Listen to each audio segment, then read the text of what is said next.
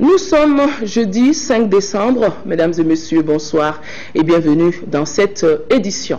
Le Premier ministre Oumar Tatamli a lancé ce matin, je vous le disais dans les titres, à Kabala, les travaux de bitumage de la voie d'accès à la nouvelle cité universitaire. La construction de ce tronçon permettra de désenclaver la zone et de développer l'économie locale. Les travaux qui sont confiés à une entreprise chinoise sont financés sur le budget national à hauteur de 5 milliards de francs CFA. Bourama Traoré était sur le site.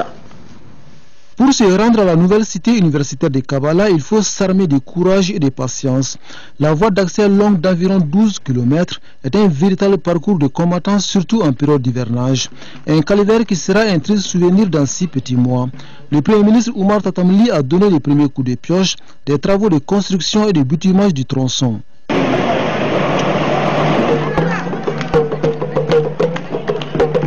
Cette voie d'accès à la nouvelle cité universitaire de Kabala, une fois construite, permettra de désenclaver toute la zone et du coup donner un nouveau souffle au développement local. Au-delà de la cité universitaire, et c'est ce qui explique que les populations soient sorties massivement, cela permettra le désenclavement, de relier à Bamako quelques bourgades qui sont sur la zone.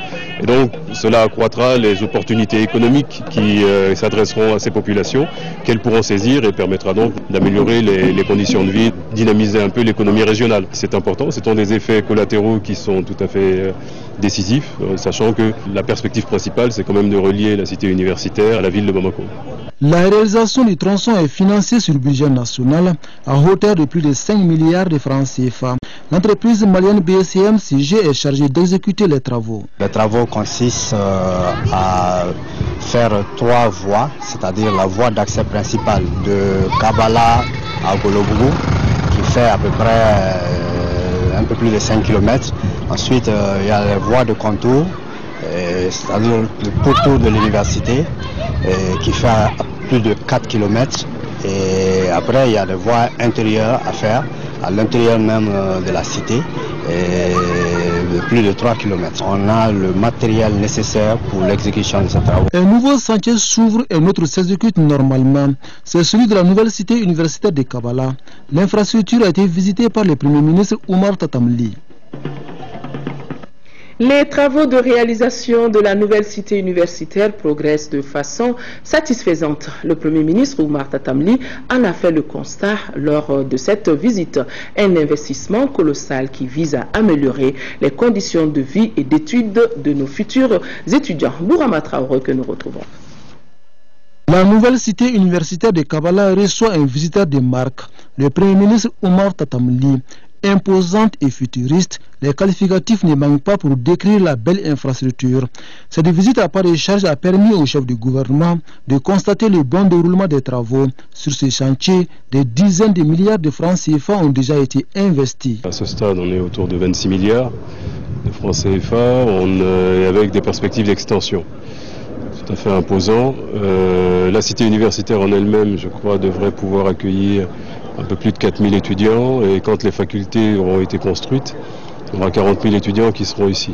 C'est un ouvrage imposant qui vise à permettre que les étudiants de l'enseignement supérieur soient dans des conditions d'études plus satisfaisantes. C'est une préoccupation constante du président de la République, du gouvernement, et ce projet sera conduit à son terme dans des délais qui normalement seront de l'ordre de 34 mois à partir du mois de mars. Donc on est sur un horizon de 3 ans. On devrait avoir l'ensemble des équipements mis en place, et nous disposerons à ce moment-là d'une université et d'une cité universitaire de qualité. La nouvelle cité universitaire de Kabala est bâtie sur une superficie de 103 hectares. Elle se compose de 4 blocs d'hébergement avec une capacité de 1020 places chacun. L'infrastructure comprend également un restaurant universitaire, une cafétéria centrale, des boutiques, une salle polyvalente, une infirmerie et une zone sportive, entre autres. Bref, toutes les communautés sont réunies ici pour un meilleur apprentissage. En contrepartie de cet effort, il est important que les chercheurs, les enseignants, les étudiants, chacun s'installe dans une position qui permette d'améliorer les résultats dans le cadre de l'université et de l'enseignement supérieur, de faire en sorte que les performances du système éducatif supérieur se redressent et nous sommes en train de travailler à cet égard à un programme avec la Banque mondiale qui a été mis en œuvre dans d'autres pays, qui a fait ses preuves, qui doit permettre d'assurer qu'on est à la fois, on avance sur les deux jambes, on est à la fois des infrastructures, des équipements qui s'améliorent et une gouvernance du système de l'éducation qui permette de délivrer des résultats contractualisés et sur lesquels l'ensemble des partenaires de l'enseignement supérieur seront appelés à s'engager. Par la construction de cette cité universitaire à Kabala, le gouvernement du Mali traduit dans les faits l'évidence selon laquelle il n'y a pas d'amélioration des conditions d'études sans les infrastructures appropriées. Auparavant, le Premier ministre Oumar Tatamli s'était rendu sur les sentiers du nouveau siège du Centre national des œuvres universitaires. Là également, les choses évoluent à la satisfaction des autorités nationales. Autre activité du Premier ministre, Oumar Tatamli a présenté ce jeudi à la presse nationale le programme d'action du gouvernement pour la période 2013-2018. Un programme qui se définit en 6 axes majeurs. Le programme élaboré sur la base des orientations du président de la République, en place d'institutions fortes et crédibles à la restauration de la sécurité des personnes et des biens sur l'ensemble du territoire, entre autres. Un compte-rendu complet de cette cérémonie de présentation dans nos éditions de demain avec Ndeye Sissoko. Cet autre communiqué du gouvernement, le gouvernement a appris avec tristesse le décès hier soir à l'hôpital du Point G de Madame Aïssata Oualet Mohamed, blessée au cours des incidents survenus à Kida le 28 novembre dernier. Le gouvernement présente à la famille sa compassion et prie pour le repos de l'âme de la disparue. Le gouvernement condamne encore une fois les violences qui ont occasionné cette situation regrettable et demeure engagé dans la recherche d'une solution pacifique à la crise que traverse notre pays. La direction de l'information et des relations publiques des armées informe l'opinion nationale et internationale que les rumeurs véhiculées par voie de presse sur l'arrestation de l'ancien chef d'état-major général des armées et du directeur de la gendarmerie nationale dans le cadre des enquêtes sur les événements du 30 avril 2012 ne sont pas exactes. La direction de l'information et des relations publiques des armées précise que les dites rumeurs sont sans aucun fondement. Par conséquent, la direction de l'information et des relations publiques des armées invite les médias nationaux et internationaux à plus de vigilance par rapport au traitement de telles informations qui sont de nature à s'aimer la confusion au sein des forces armées.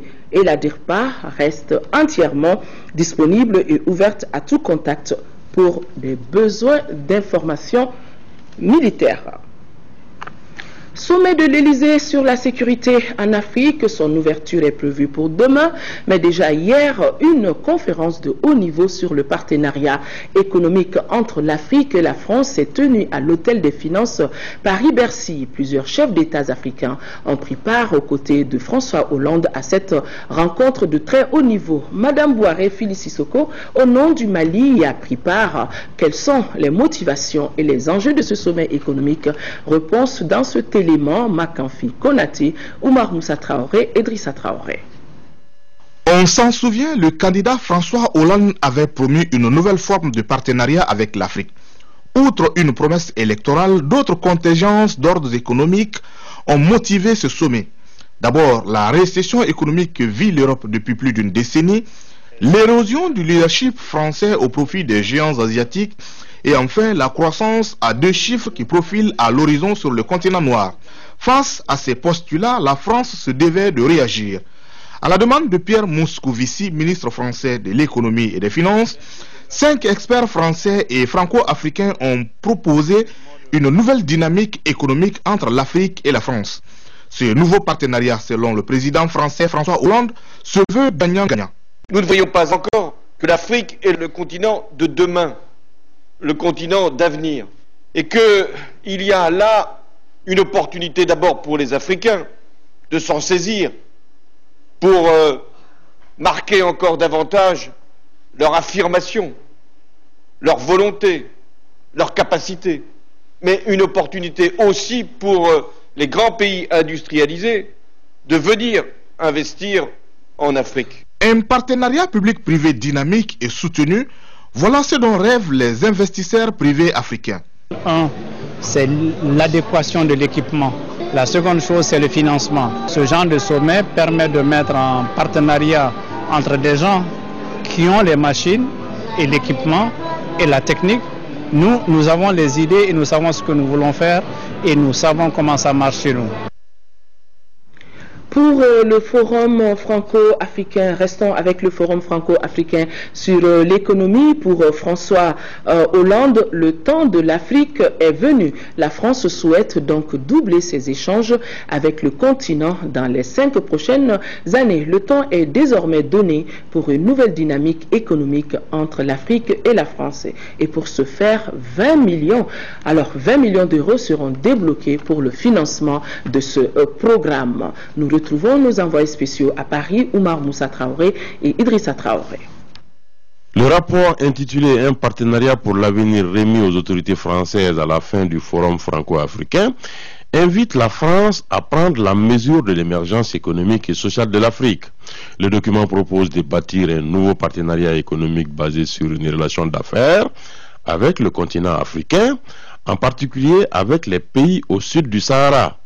4 chefs d'État, une vingtaine de ministres et plus de 500 chefs d'entreprise avaient rendez-vous à Bercy, autrement dit le siège du ministère français de l'économie, pour plancher sur les contours de ce nouveau partenariat Afrique-France. C'est une bonne opportunité pour les entreprises maliennes et pour l'économie malienne d'une façon générale, parce qu'il s'agit d'engager une nouvelle approche en matière de relations économiques et industrielles. Et l'approche se basant sur le co-développement, qui est un concept qui est là depuis un certain temps, mais auquel on n'arrivait pas à donner le contenu qu'il faut. Et là maintenant, ça se décline en colocalisation des entreprises pour que toute une chaîne de valeur soit entièrement localisée dans un pays et qu'ils puissent exporter à travers les autres. Ça, c'est un aspect. Il y a un deuxième volet qui concerne le cofinancement des entreprises et des investissements en matière d'infrastructure, toutes choses qui sont vraiment d'un grand intérêt dans le cadre du partenariat public-privé, parce que comme vous le savez, les infrastructures sont essentielles pour le développement de nos États.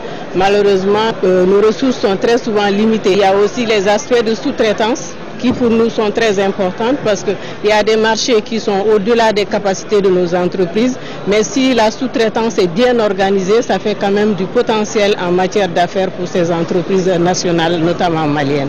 L'un des principes fondateurs de ce nouveau partenariat est basé sur le changement de perception et d'attitude de la France à l'égard de l'Afrique. Il invite à et des zones grises occupées par des bandes armées, des clichés qui masquent une autre Afrique, plus nombreuse, plus puissante, en somme, une Afrique qui construit l'avenir. Les chiffres qui sont implacables militent en faveur du changement de perception de l'Afrique. La croissance économique est depuis plus d'une décennie de 5% par an en moyenne sur le continent, juste derrière l'Asie et loin derrière l'Europe. Pour le président de la République française, le temps de l'Afrique est donc venu. J'ai dit, nous voulons doubler nos échanges. C'est notre objectif dans 5 ans. Nous devons aussi doubler nos aides, nos concours sous toutes les formes de prêts pour que nous puissions les diriger l'Afrique à travers l'AFD. 20 milliards d'euros pourraient être ainsi mis à la disposition de projets. Il s'agit là de projets de développement sur les 5 prochaines années contre 10 milliards entre 2008 et 2013. Ces financements, je l'ai dit, se feront en toute transparence. Le président Hollande fera ensuite un vibrant plaidoyer auprès des chefs d'entreprise de son pays pour qu'ils accentuent leurs investissements en Afrique. Au total, le forum ambitionne de remobiliser la France aux côtés d'une Afrique subsaharienne en marche. Autre rencontre à la veille du sommet sur la paix et la sécurité en Afrique. Une dizaine de chefs d'État se sont retrouvés pour parler de lutte contre le trafic d'espèces sauvages. Un trafic qui menace des animaux emblématiques comme l'éléphant, mais aussi un facteur d'instabilité, surtout en Afrique. Le président de la République, Ibrahim Boubacar Keïta, a pris part à la table ronde consacré à cet important dossier en compagnie de certains de ses pairs. Nous vous proposons un extrait du discours.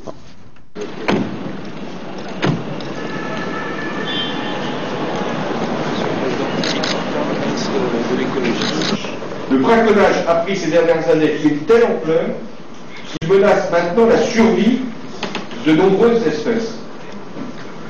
Selon les informations les plus sûres, l'Afrique pourrait perdre 1/5 des éléphants dans les 10 prochaines années.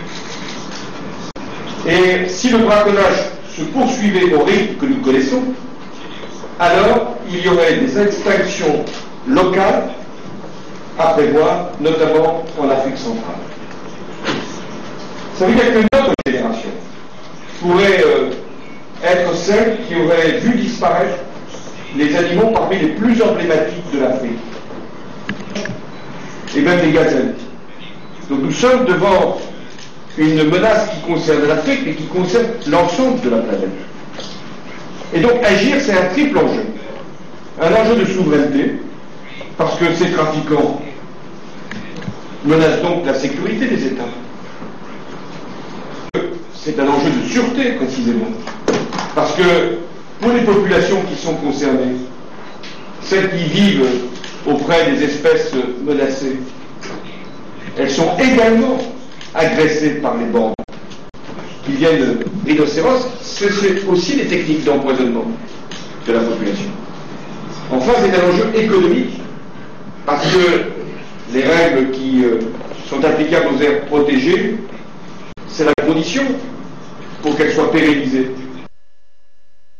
Restons en France avec François Hollande, où l'armée française a débuté ce jeudi son intervention pour restaurer la sécurité en Afrique. Le président français François Hollande a décidé d'agir immédiatement après l'adoption par le Conseil de sécurité des Nations Unies d'une résolution donnant mandat aux forces françaises pour intervenir en République du Kenya. Cette intervention sera rapide. Elle n'a pas vocation à durer. Et je suis sûr de son succès. J'en rendrai compte régulièrement aux Français. Vote à l'unanimité au Conseil de sécurité de l'ONU. La force panafricaine de la MISCA et les troupes françaises présentes en Centrafrique sont autorisées à faire usage de la force. L'armée française va soutenir le déploiement de la force africaine. Et lorsque la force africaine sera à même de rétablir un minimum d'ordre dans le pays, évidemment, la France n'a pas vocation à rester indéfiniment en Centrafrique. Donc c'est une mission de soutien à la force africaine. L'opération française a été baptisée Opération Sangaré. Le contingent de la France devrait passer à 1200 hommes. Des militaires qui seront notamment chargés de sécuriser les principaux axes qu'emprunteront les convois humanitaires. Laurent Fabius a précisé les modalités du texte. Il donne pouvoir aux forces africaines et à la France d'intervenir pour à la fois des missions humanitaires, puisqu'il y a en Centrafrique des exactions très graves qui sont commises, pour amener la sécurité, et chacun sait que c'est nécessaire, ensuite pour préparer une transition démocratique, et le délai fixé est avant février 2015, et puis pour permettre une relance du développement économique. Depuis le renversement en mars dernier du président François Bozizé, la Centrafrique est plongée dans le chaos. Mais ces derniers jours, la situation a encore empiré entre les ex-rebelles de la Séléka qui se revendiquent musulmans et les milices d'autodéfense formées par des paysans chrétiens en réaction aux exactions. Des exactions qui ne resteront peut-être pas impunies puisqu'une commission internationale d'enquête sur les violations des droits de l'homme figure dans la résolution qui vient d'être adoptée. Autre décision, l'instauration d'un embargo sur les armes à destination de l'Afrique pendant 1 an. Enfin, la résolution envisage la transformation éventuelle de la MISCA en force de maintien de la paix de l'ONU. Cela se ferait dans plusieurs mois, à condition que le Conseil de sécurité donne à nouveau son feu vert. Par ailleurs, les Britanniques ont proposé une aide logistique à la France. Ils pourraient mettre à leur disposition un gros porteur C-17, comme ils l'avaient fait dans le cadre de l'opération Serval au Mali. Au siège des Nations Unies, ce jeudi 5 décembre, le ministre de la Réconciliation nationale et du développement des régions du Nord, Cheikh Oumar Diarra, a été reçu en audience par le secrétaire général des Nations Unies, Ban Ki-moon, à qui il a remis un message du président de la République. En remettant le message du président de la République, Cheikh Oumar Diarra a exprimé l'incompréhension du gouvernement suite à l'absence de dispositifs de sécurisation adéquat de la MINUSMA acquis novembre dernier, alors que le Premier ministre, chef du gouvernement, y était attendu. Le ministre a insisté sur l'urgence pour le Mali de recouvrer sa souveraineté sur cette région et la nécessité pour la MINUSMA de mieux aligner ses actions sur les objectifs stratégiques du gouvernement malien. Le secrétaire général des Nations Unies a adhéré à la pertinence des préoccupations exprimées par le président de la République et s'est engagé à œuvrer à l'accélération de la mise en œuvre effective du mandat de la MINUSMA conformément à la résolution 2100 du Conseil de sécurité des Nations Unies. Une information qui nous a été donnée par Salif Sanogo. Ici à Bamako, le premier contingent de l'armée chinoise fort de 135 militaires est arrivé hier. Ce contingent sera basé à Gao et aura pour mission d'aider les forces de la MINUSMA à la sécurisation et à la stabilisation de notre pays. Mohamed Ra était à l'atterrissage de spécial chinois. Le premier contingent chinois arrive au Mali dans le cadre de la mission de maintien de la paix. Ils sont 135 officiers et sous-officiers, dont 12 personnels féminins. Parmi eux, des médecins, des ingénieurs en construction civile. Ils viennent ainsi renforcer les capacités opérationnelles de la MINUSMA. Nous voulons offrir notre contribution, donner notre soutien pour sauvegarder l'unité nationale et la souveraineté du Mali. Le professionnalisme, la rigueur, la combativité de l'armée populaire de la République chinoise est reconnue par les responsables de la MINUSMA. Vous êtes venus d'un pays que nous connaissons tous, un pays de la paix, un pays qui veut la paix partout, un pays qui vient aider à chercher la paix. Nous connaissons votre valeur, votre professionnalisme et votre savoir-faire, et nous savons que vous allez faire ce qu'il faut faire. Cet engagement du gouvernement chinois témoigne de l'exemplarité des relations qui unissent la Chine et le Mali. Nous sommes fiers de vous accueillir ici au Mali. Nous sommes persuadés que vous vous intégrerez facilement au niveau de vos frères maliens, et nous sommes également persuadés que votre contribution dans la mission de paix ne sera pas négligeable. Ce premier contingent sera basé à Gao. Les militaires chinois travailleront avec les autres forces déjà sur place. Les hommes du général Zhang Geqing sont conscients de la mission dont ils sont investis par leur pays. Ils ne comptent pas démériter. Nous avons pleine confiance de finir notre mission et avoir une successive constructive sur notre mission de la stabilité et le maintien de la paix. Ces hommes et femmes seront rejoints dans les jours à venir par 260 autres. L'ambassadeur du Mali aux Pays-Bas avec résidence à Bruxelles, Sekouba Cissé, a présenté hier à Sa Majesté le roi des Pays-Bas les lettres de créance, les lettres qui l'accréditent en qualité d'ambassadeur extraordinaire et plénipotentiaire auprès du Royaume des Pays-Bas. Cette cérémonie a eu lieu à un moment où la coopération entre les deux pays prend une nouvelle dimension avec un engagement plus prononcé des autorités des Pays-Bas aux côtés de notre pays dans le cadre de son développement et de sa quête pour la paix et la sécurité. Les autorités des Pays-Bas, suite à l'appel de la MINUSMA, ont pris l'initiative d'engager des discussions au sein de leurs institutions pour apporter une contribution en hommes et en matériel à l'opération afin de participer à la stabilisation du Mali. La rencontre que son Excellence Sekouba Cissé a eue avec Sa Majesté le Roi a été aussi l'occasion de relever les excellentes relations qui existent entre les deux pays dans les domaines divers et variés. Une information qui nous a été donnée par notre correspondante à Bruxelles, Fatim Diallo. 20 ans après la conférence mondiale de Vienne en 1993, la Côte de la la faveur d'une conférence débat des sciences juridiques, politiques, était présent, nous dit notre reporter Ba Traoré. La communauté internationale s'est bâtie en 2013. C'est en prélude à cet événement que la Commission nationale des droits de l'homme a organisé cette conférence débat. Ce sont les activités de la Semaine nationale des droits de l'homme. Au Mali, les moments ont évolué en dents de scie. Il y a eu des moments où il n'y avait pas de problème, mais il y a eu des moments, surtout l'année 2012, où il y a eu de graves violations des droits de l'homme, surtout en matière de droits de la femme. Le Mali a beaucoup régressé. Je dirais que le Mali a fait quelques avancées, mais en réalité, le Mali a régressé. Le respect des droits de l'homme passe par une remise en cause de chacun de nous par rapport à nos comportements au quotidien. C'est du moins le point de vue du ministre de la Justice, garde des Sceaux, qui promet d'ailleurs un soutien certain de son département. Respecter l'autre signifie que vous vous respectez vous-même. Reconnaître des droits à l'autre signifie que vous souhaitez qu'on reconnaisse vos droits. Et c'est là, nous y sommes tous invités instamment, avec force, mais avec détermination et engagement. Le salut du Mali passe par là et pas autrement. Rappelons que la conférence débat s'est tenue avec l'appui partenarial de l'aménagement et représenté par son responsable des droits humains.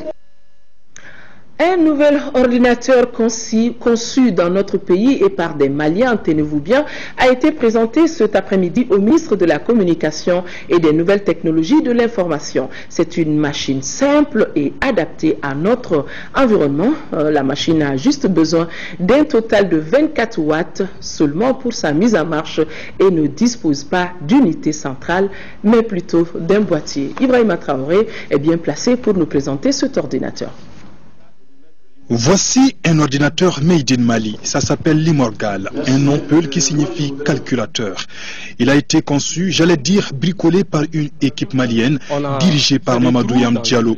Limorgal comprend une carte PC d'une capacité d'1 Go de RAM et d'une vitesse de processeur d'1,4 GHz et un écran HDMI.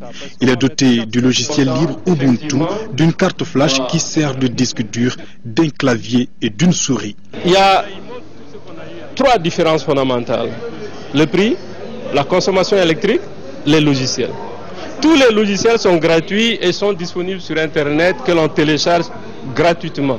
L'ordinateur là, qu'on a bricolé, consomme 24 watts.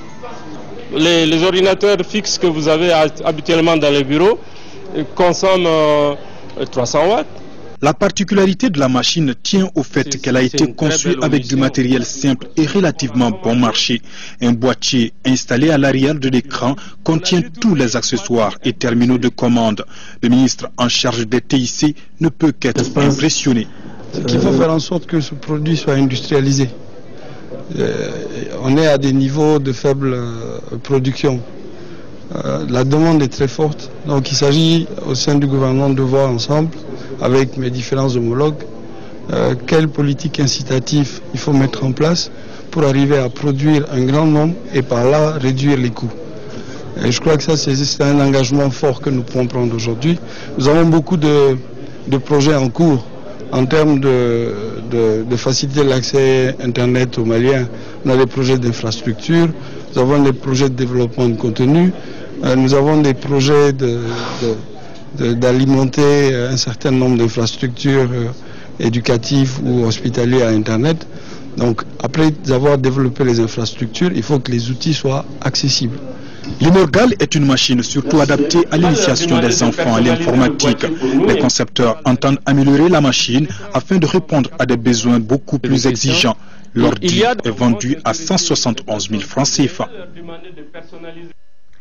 L'Agence nationale pour la communication et le développement a tenu la deuxième session de son conseil d'administration. C'était ce matin et a pris place au ministère de la Communication et des Nouvelles Technologies de l'Information. L'ANCD a produit plusieurs micro-programmes lors des présidentielles, mais pour la pérennisation de sa mission, l'agence compte sur l'État et veut conquérir de nouveaux partenaires. Fatoumata Kone. La fidélisation des clients et la recherche de nouveaux partenaires sont les maîtres mots de ce conseil d'administration de l'Agence nationale de communication pour le développement ANCD. C'est pourquoi, au cours de cette deuxième session, les administrateurs proposent une politique permettant à la jeune structure de conquérir de nouveaux horizons. Une des solutions consisterait pour l'ANCD à recentrer davantage ses actions autour de sa vocation d'organe de communication en s'appuyant sur ses atouts qui ne manquent pas. La NCD peut aussi s'appuyer sur l'accompagnement de l'État à travers le contrat-plan et surtout s'inscrire résolument dans la communication pour le développement. Rôle qui se résume à la mise en œuvre de la politique nationale de communication pour le développement. Ce challenge consiste à assurer la production de microprogrammes concernant le milieu rural, le monde agricole, domestique, environnemental, entre autres. Un ambitieux programme. Les membres du conseil d'administration ici présents sont à vos côtés pour faire de la NCD la vitrine de la production audiovisuelle au Mali et pourquoi pas dans la sous-région. Cette ambition passe d'abord par la présente session avec l'examen et l'adoption de documents. A rappeler que l'Agence nationale de communication pour le développement a remplacé le CESPA, le Centre de services et de production audiovisuelle, il y a 2 ans. Cette jeune structure compte sur l'appui des partenaires et l'État pour faire ses preuves. Le groupe de la Banque africaine de développement au Mali a aujourd'hui organisé la revue du portefeuille des projets financés dans notre pays. L'institution finance déjà 16 projets, dont 12 sont opérationnels pour un coût total d'environ 206 milliards de francs CFA, et cela sur la période 2013-2014. Agali Aguissa. Cette première revue du portefeuille de la Banque africaine de développement BAD, après la crise qu'a connue le Mali, vise à faire le bilan des opérations de l'institution.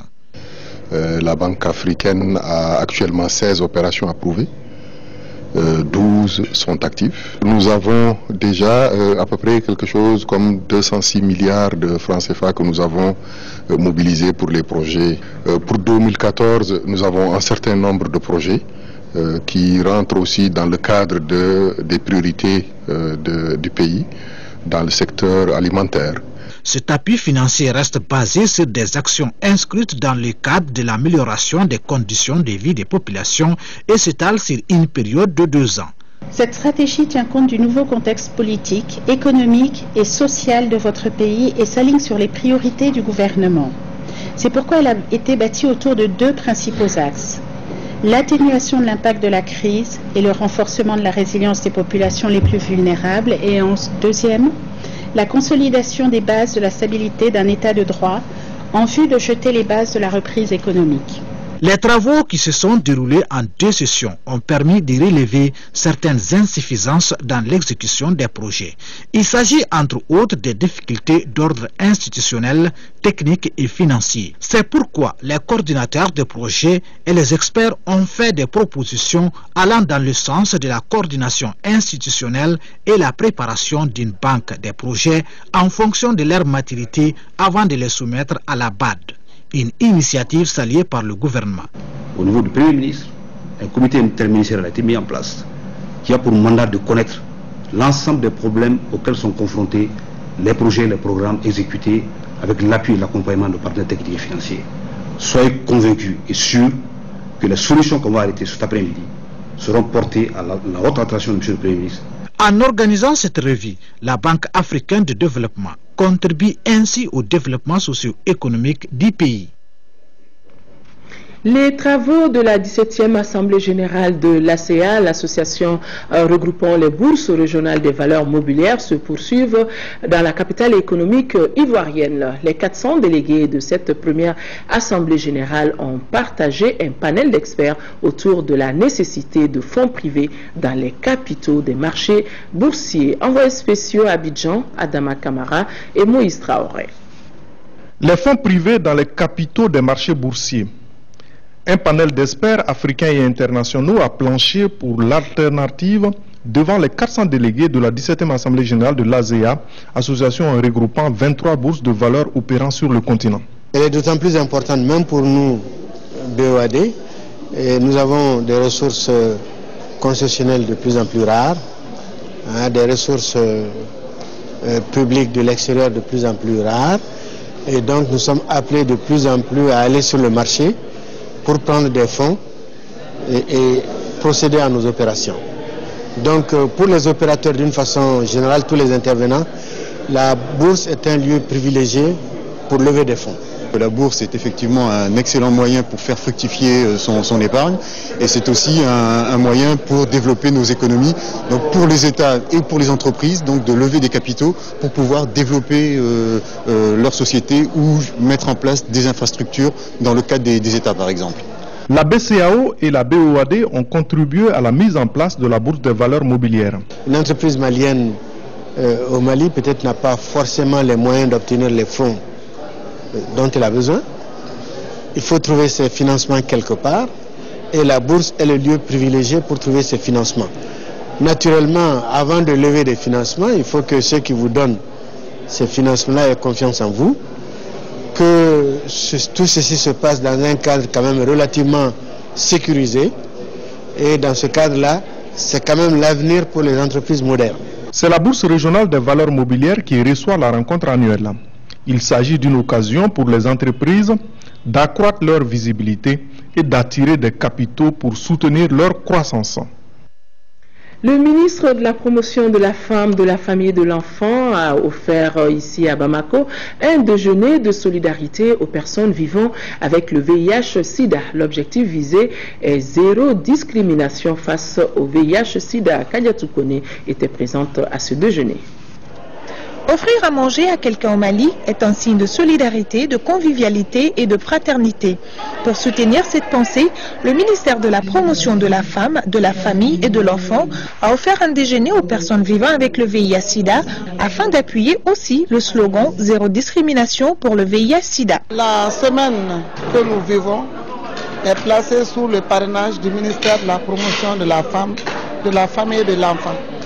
Nous avons dit que nous allons organiser une grande rencontre avec les PIV, toutes les associations œuvrant dans le domaine de la défense des droits des femmes.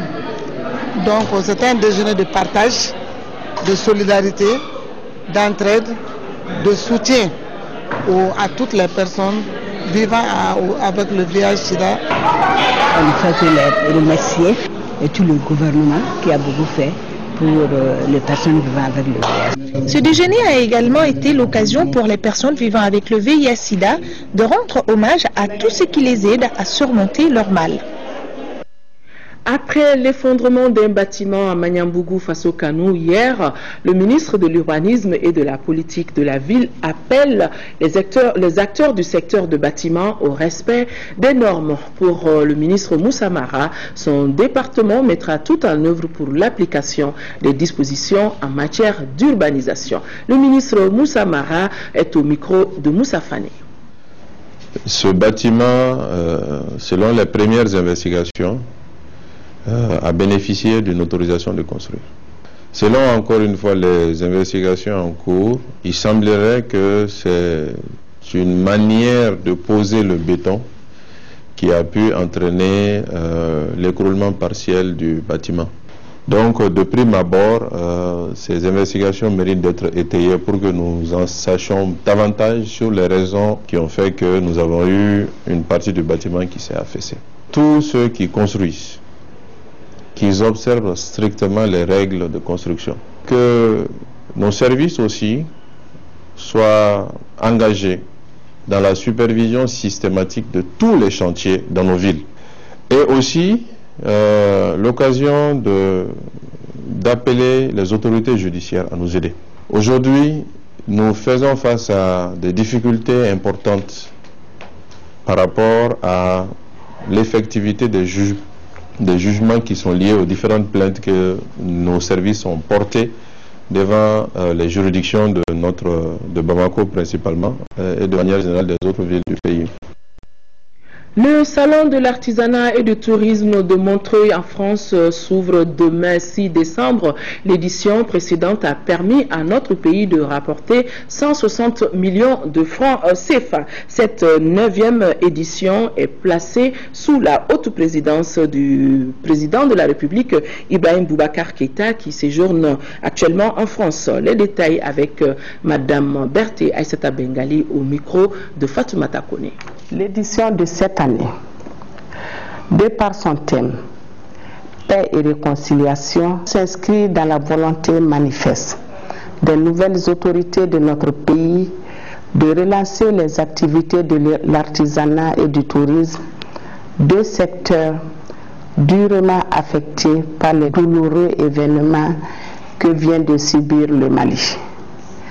En effet, maillon fort de l'économie malienne, l'artisanat et le tourisme, du fait de l'occupation djihadiste des 2/3 du territoire national, ont été fortement ébranlés à cause de l'instabilité politico-sécuritaire. Cette situation a conduit certaines chancelleries à diviser le pays en deux zones distinctes, l'une en rouge, qualifiée de fortement déconseillée aux visiteurs internationaux, et l'autre en orange, déconseillée sauf raison impérative. Durant une dizaine de jours, en marge de l'exposition vente, des échanges et débats auront lieu sur le site. Nous espérons qu'une ligne directrice pour la relance définitive de l'artisanat et du tourisme malien sortira de cette 9e édition. La journée internationale des volontaires est célébrée chaque 5 décembre. Cette journée, initiée par les Nations Unies, est commémorée dans notre pays par le ministère de la Jeunesse et des Sports à travers le Centre national de promotion du volontariat. Le lancement de ces activités a eu lieu au corps de la paix du centre de formation Toubanisso dans la commune du Mandé, Aldjoumatina. Instituée par la résolution 40-212 des Nations Unies en 1985, la Journée internationale des volontaires est l'occasion de communier, de partager autour du volontariat. Ainsi, la célébration de cette journée consacre la reconnaissance du rôle crucial joué par les organisations des volontaires, tant au niveau local, national qu'international. Je suis particulièrement reconnaissant auprès d'un millier de jeunes volontaires des Nations Unies qui contribuent à l'action de l'organisation en faveur de la paix, du développement durable, du droit de l'homme. Ces volontaires travaillent aux côtés du personnel des Nations Unies pour améliorer les vies des populations qui comptent parmi les plus vulnérables au monde. À l'instar de la communauté internationale, le Mali célèbre cette journée depuis 2011. C'est là grâce à l'avènement du Centre national de promotion du volontariat, une structure mise en place par le gouvernement pour impulser le domaine, ce qui devra aboutir au développement d'un volontariat national pouvant permettre aux jeunes d'être mieux outillés. Le gouvernement de la République du Mali en a fait un cadre idéal pour exprimer sa politique volontariste en matière de volontariat, comme l'atteste l'adoption et la promulgation de la loi portant institution du volontariat national.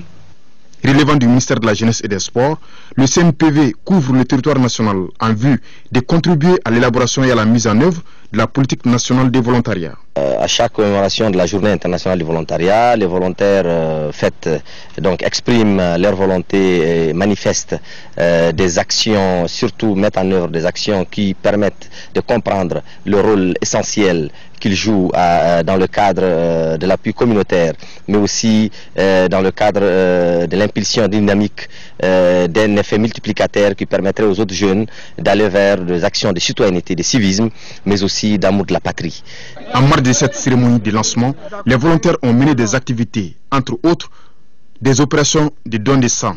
Une visite des stands des volontaires a mis fin à la journée. Visite du tout nouveau chef d'état-major général des armées, le général de division Maman Touré, était à Gao. Il s'agissait de s'enquérir de la situation du PC Maliba basé à Gao et de faire le point de la situation sécuritaire des zones d'intervention de l'opération Maliba. Il a aussi visité la base des forces alliées du Mali. Compte rendu, Boubacar Bablé Touré. À sa descente d'avion, le tout nouveau chef d'état-major général des armées, le général de division Maman Touré, a eu droit à des honneurs militaires. Après quoi, cap sur le PC Maliba où l'hôte du jour a eu une séance de travail sur la situation sécuritaire des zones couvertes par l'opération. Il a été question de renforcer les capacités des forces maliennes en moyens logistiques et mobiles afin qu'elles puissent mener à bien les missions régaliennes. Depuis un certain temps, l'opération ne cesse de recevoir du matériel pour accomplir leur mission. C'est une armée, et qui dit armée, mettre une armée, réformer une armée demande assez de moyens. À toutes ces questions, le général Touré dit avoir pris bonne note et s'engage à appuyer cette idée de renforcement des capacités auprès des plus hautes autorités afin que ces moyens soient à disposition dans un bref délai. Le visiteur se dit rassuré de la situation de calme qui prévaut actuellement dans presque tout le nord du pays. Ils m'ont fait un point de situation. Nous avons discuté un peu de la mission qui leur a assignée, qui est effectivement dans leur corde, mais il y a un certain nombre d'insuffisances que nous sommes en train de discuter pour voir. Il y a des éléments de mobilité, il y a des éléments de logistique qui font que nous sommes déjà en partenariat avec la mission, l'opération Serval et puis l'aménagement. Quels sont les types de complémentarité que nous pouvons mettre en œuvre? Quels sont les moyens additionnels que nous devons chercher pour leur permettre d'être beaucoup plus performants? Auparavant, le chef d'état-major général a rendu une visite de courtoisie au gouverneur de la région avant de se rendre au poste de commandement de l'aménagement et de la force Serval. À ce niveau aussi, il a fait le point de la situation sécuritaire des zones d'intervention du théâtre des opérations. L'aménagement et l'Office central des stupéfiants de Tombouctou s'engagent pour un même combat, celui de lutter contre le trafic de drogue sous toutes ses formes. C'est tout le sens d'une formation conjointe initiée par les deux structures. Adama Djimde depuis Tombouctou. En initiant cette formation, l'Office central des stupéfiants antenne de Tombouctou et les Nations Unies s'engagent dans une même dynamique, celle de lutter contre le trafic des drogues sous toutes ses formes. L'objectif visé est de mieux outiller les différents acteurs, policiers, gardes, gendarmes et douaniers pour une meilleure application de la loi. Ces derniers vont plancher sur un certain nombre de modules liés à la classification et au trafic illicite des drogues, les techniques d'enquête et la législation malienne en matière de lutte contre la drogue. Le séminaire atelier a été réalisé par l'appui de la police de l'aménagement, qu'elle en soit remerciée pour les connaissances que nous allons acquérir auprès d'eux durant les 2 jours de formation. Au sein de l'aménagement Interpol, nous avons de très grandes compétences qui ont proposé de partager ces compétences-là avec les frères maliens. C'est là pour outiller nos frères à pouvoir s'acquitter de leur mission. Le gouverneur de région, le colonel-major Mamadou Mangara, a loué cette initiative conjointe qui permettra à coup sûr de renforcer la capacité opérationnelle des hommes sur le terrain.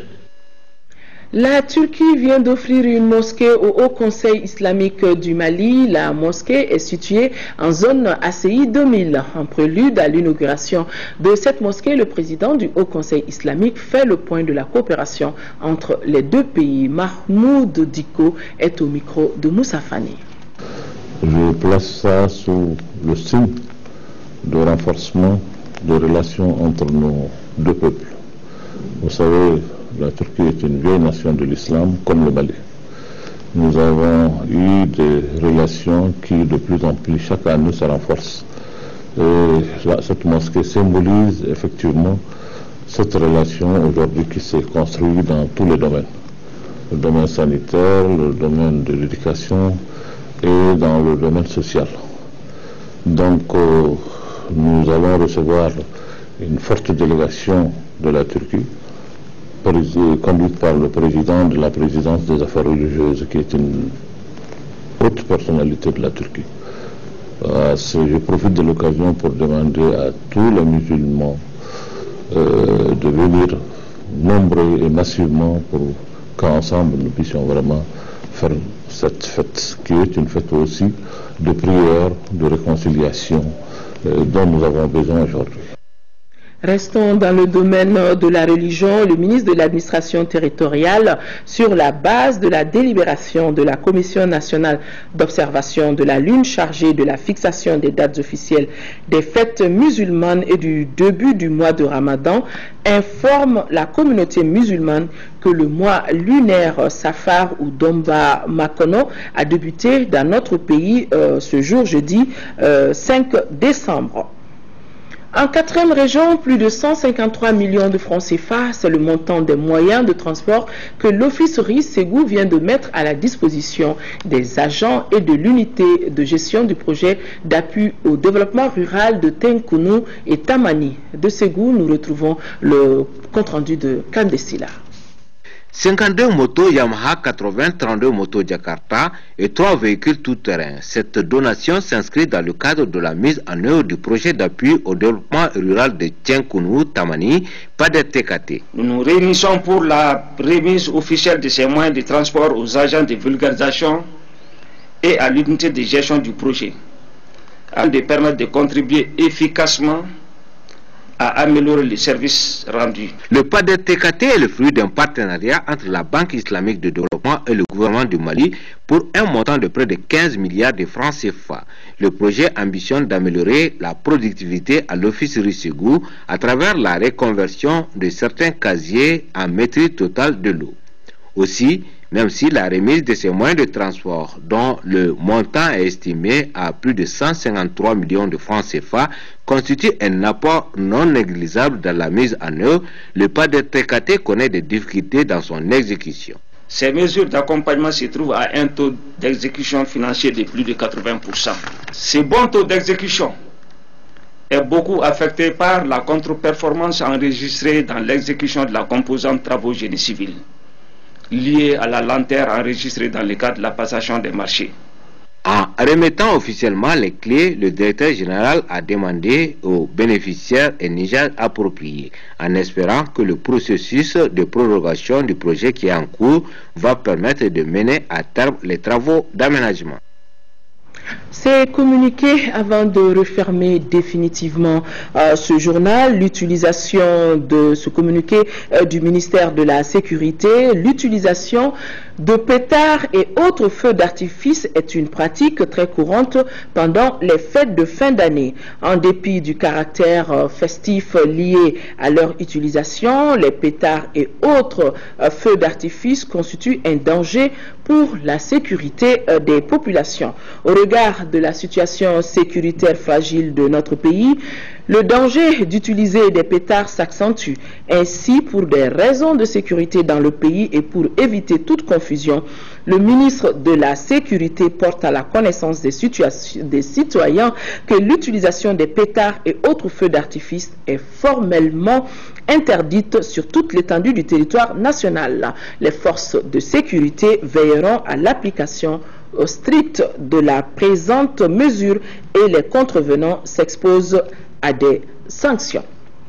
La Société malienne de gestion de l'eau potable, SOMAGEP, a le regret d'informer son aimable clientèle que suite à un incident majeur survenu à la station de pompage de Manyambougou, aujourd'hui jeudi 5 décembre, la distribution de l'eau potable connaît de très fortes perturbations dans les quartiers suivants: Manyambougou, Sokoroji, Djanginela, Misabougou, Yirimadjo, Banankabougou, Sirakoro, Tabakoro, Nyamana et les logements sociaux de Yirimadjo. Des dispositions sont prises pour une solution rapide. À retenir ce soir, l'interview de la semaine qui reçoit Gaussou Drabo, journaliste et analyste politique au quotidien national. L'essor avec Yaya Konaté, il jettera un regard avec Yaya Konaté. Les deux jetteront donc un regard sur certaines questions d'actualité. les élections législatives, la situation de Kidal, l'affaire Amadou Ayassanogo et le charnier de Diago notamment. L'interview de la semaine à suivre après ce journal. Autre rendez-vous après ce journal, le rôle du député, mission et pouvoir, c'est le thème de l'émission, ça se discute de ce jeudi soir. Niaza Koulibaly et ses invités vous en diront davantage après le journal des formations, ça se discute sur votre télévision nationale. Voilà, mesdames et messieurs, c'est donc tout pour cette édition. Merci de l'avoir suivi.